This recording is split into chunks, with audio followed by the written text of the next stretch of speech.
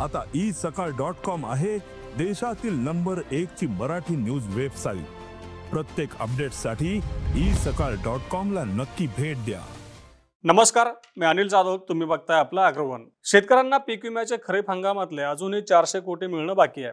तसं रब्बी हंगामातले 207 कोटी रुपये शेतकऱ्यांच्या खात्यात जमा व्हायचे आहेत। चालू हंगामातलेच नाही तर गेल्या वर्षीचे म्हणजे 2023-24 मधल्या खरीप आणि रब्बी दोन्ही हंगामातले मिळून जवळपास 262 कोटी रुपये अजून शेतकऱ्यांना मिळालेले नाहीत। राज्य सरकारनं आपल्या हिस्साचा विमा हप्ता विमा कंपन्यांना दिला नाही, त्यामुळे विमा कंपन्यांनी ही रक्कम रखडून ठेवली आहे। आता राज्याचे कृषी मंत्री माणिकराव कोकाटे यांनी विधान परिषदेमध्ये अशी माहिती दिली की राज्य सरकार आपल्या वतीचा विमा हप्ता पुढच्या 8 दिवसांमध्ये विमा कंपन्यांना देईल आणि त्यानंतर शेतकऱ्यांच्या खात्यामध्ये रखडलेली सर्व विमा भरपाईची रक्कम पुढच्या 15 दिवसांमध्ये जमा होईल। आता तुम्हाला सगळ्यांना आठवत असेल की अशीच डेडलाईन आपल्या राज्याचे कृषी मंत्री आणि एकंदरीत सरकारकडून 3-4 महिन्यांपूर्वी देण्यात आली होती, परंतु त्यानंतर काही झालं नाही। विमा भरपाईची रक्कम रखडूनच आहे।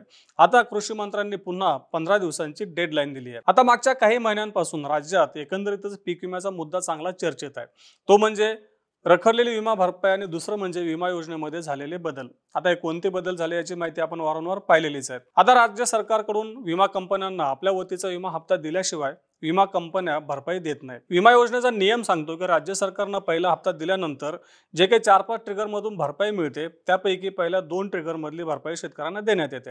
म्हणजेच पहिला हप्ता दिल्यानंतर शेतकऱ्यांना स्थानिक नैसर्गिक आपत्ती आणि हंगामातील प्रतिकूल परिस्थिती या 2 ट्रिगर मधून भरपाई देण्यात येईल असा नियम आहे।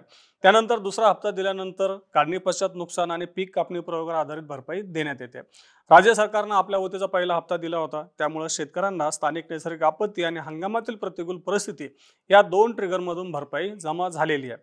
बहुतांश रक्कम जमा झाली, अजूनही 400 कोटी रुपये जमा व्हायचे आहे।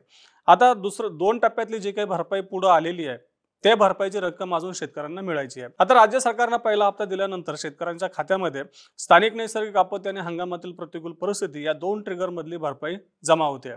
आता राहिल्या 2 ट्रिगर मधली काढणी पश्चात नुकसान आणि पीक कापणी प्रयोगावर आधारित भरपाई, ही भरपाई सरकारनं दुसरा हप्ता दिल्यानंतर विमा कंपन्या देतील असा नियम आहे, परंतु हा हप्ता अजून कंपन्यांना मिळालेला नाहीये। त्यामुळे जी काही रक्कम थकीत आहे जवळपास 400 कोटी रुपये, त्यापैकी बहुतांश रक्कम या 2 ट्रिगर मधली आहे आणि राज्य सरकारनं दुसरा हप्ता दिल्यानंतर ही रक्कम शेतकऱ्यांच्या खात्यामध्ये जमा केली जाणार हे स्पष्टच आहे। आता त्यानंतर रब्बी मधली देखील भरपाई पेंडिंग आहे। रब्बी हंगाम 2024-25 मध्ये शेतकऱ्यांना जवळपास 207 कोटी रुपयांची भरपाई मंजूर झाली आहे। ही भरपाई आता राज्य सरकारनं हप्ता दिल्यानंतर जमा होईल। आता सरकारकडून असं देखील सांगितलं जातंय की विमा कंपन्या शेतकऱ्यांच्या खात्यामध्ये ही रक्कम जमा करतात। केवळ 2024-25च नाही तर 23-24 मध्ये देखील भरपाई पेंडिंग आहे।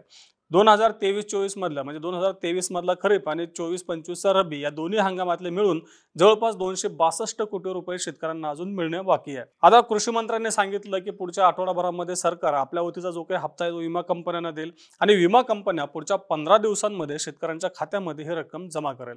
कृषी मंत्र्यांनी अगदी अशीच डेडलाईन आपल्याला 3-4 महिन्यांपूर्वी दिली होती की आम्ही महिन्याच्या शेवटपर्यंत विमा कंपन्यांना विमा हप्ता देऊ आणि त्यानंतर शेतकऱ्यांच्या खात्यामध्ये पुढच्या 8-10 दिवसांमध्ये पैसे जमा होतील। अशीच डेडलाईन आता कृषी मंत्र्यांनी पुन्हा दिली आहे की पुढच्या 15 दिवसांमध्ये शेतकऱ्यांना ही रक्कम मिळेल। कृषी मंत्र्यांनी विधान परिषदेमध्ये माहिती देताना 2016-17 ते 23-24 दरम्यान नेमकं विमा कंपन्यांनी शेतकऱ्यांना किती भरपाई दिली, विमा कंपन्यांना किती हप्ता मिळाला आणि त्यांना किती फायदा झाला याची देखील माहिती दिली आहे। सुधारित पीक विमा योजना लागू झाल्यापासून म्हणजे 2016-17 पासून ते 2023-24 पर्यंत या काळात विमा कंपन्यांना राज्य सरकार, केंद्र सरकार आणि शेतकरी हिस्सा असा एकूण विमा हप्ता जवळपास 43,000 कोटी रुपये मिळाला। त्यापैकी विमा कंपन्यांनी शेतकऱ्यांना 32,000 कोटी रुपयांची भरपाई वाटली, म्हणजेच या काळामध्ये विमा कंपन्यांना जवळपास 11,000 कोटी रुपयांचा नफा राहिला। त्यापैकी राज्याला जवळपास 2200 ते 2300 कोटी रुपयांचा परतावा विमा कंपन्यांनी दिला। म्हणजेच राज्यामध्ये 80-110 मॉडेल लागू होतं, म्हणजेच 80% कमी भरपाई वाटल्यानंतर विमा कंपन्यांना फक्त 20% रक्कम ठेवून घेता येत होती आणि उरलेले पैसे राज्याला परत द्यायचे होते। यातूनच विमा कंपन्यांनी राज्याला जवळपास 2200 ते 2300 कोटी रुपये परतावा दिला असं देखील कृषी मंत्र्यांचं म्हणणं आहे।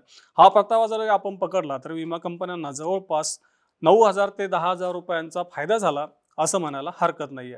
आता कृषी मंत्र्यांनी खरीप हंगाम 2023, रब्बी हंगाम 2024-25 तसंच खरीप 2024 आणि रब्बी हंगाम 24-25 यामधली थकीत रक्कम पुढच्या 15 दिवसांमध्ये शेतकऱ्यांच्या खात्यात जमा होईल असं सांगितलंय. तुम्हाला काय वाटतं, यावेळी तरी कृषी मंत्र्यांनी सांगितलेली डेडलाईन पाळली जाईल का? आम्हाला कमेंट बॉक्समध्ये नक्की कळवा. तसं रोज सायंकाळी 8 वाजता मार्केट इंटेलिजन्स या सेगमेंटमधून आपण शेतीमालाचा बाजारभाव, सरकारची धोरणं यांचा आढावा घेत असतो. त्यासाठी आपल्या अॅग्रोवनच्या चॅनलला नक्की सबस्क्राईब करा आणि हा व्हिडिओ जास्तीत जास्त शेतकऱ्यांपर्यंत पोहोचवण्यासाठी लाईक आणि शेअर करायला विसरू नका.